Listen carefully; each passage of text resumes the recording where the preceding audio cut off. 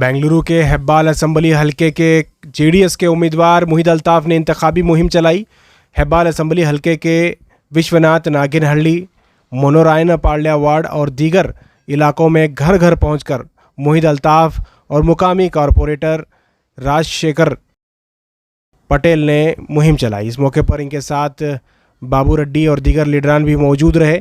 इस मौके पर मोहित अल्ताफ ने कहा कि जेडीएस पूरी तरह से हेब्बाल में अपने पैर जमा चुकी है। आने वाले 10 मई को आवाम का साथ उन्हें मिलने वाला है। उन्होंने कहा कि इस मर्तबा उनकी जीत यकीनी है।